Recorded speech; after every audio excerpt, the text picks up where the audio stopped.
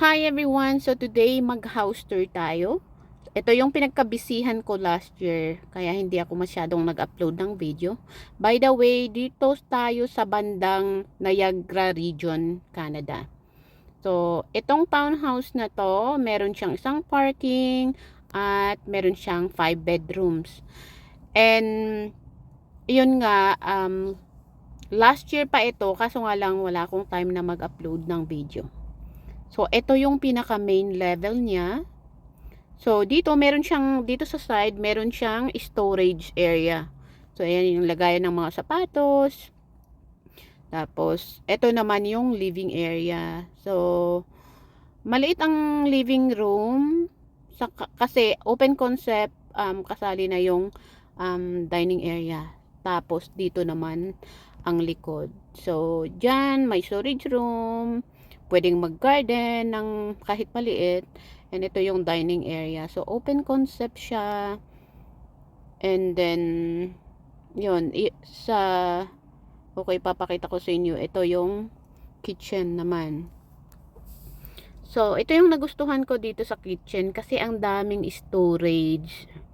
So, ayan, kompleto naman kasi yung dating may-ari na iniwan na nila yung stove and yung isang fridge na malaki.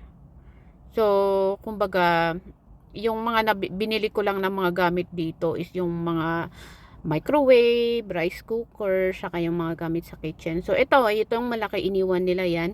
So, yan para sa 3 tenants sa taas and dito sa yung maliit naman para sa amin doon sa baba.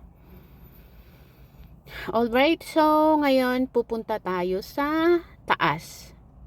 So, dun sa taas naman, meron siyang 3 rooms. Pero dahil may tenant tayo, hindi natin mabubuksan.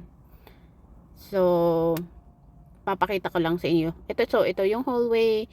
Meron din isang storage dyan. So, yan, may storage. And ito yung rooms. Ito yung first bedroom. Yan yung master bedroom. Ito yung regular. Meron yung regular na room. So, ipapakita ko sa inyo yung picture ng mga rooms mamaya. Kasi hindi nga natin pwedeng mabuksan kasi may mga tenant na. And ito naman yung washroom.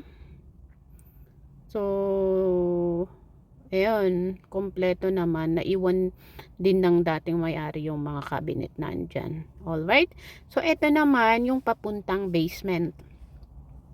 So, sa basement naman, meron tayong 2 rooms dyan sa baba. Kaya, nagustuhan ko yung bahay na ito dahil meron siyang 5 bedrooms. Kasi nga, plano ko talaga magpa-rent. Kasi nga, syempre, sobrang mahal ng ano dito. Dito naman, ito yung laundry area. Ito yung laundry area namin. Water heater. And, ito yung dryer. So, ito yung isang washroom dito sa baba.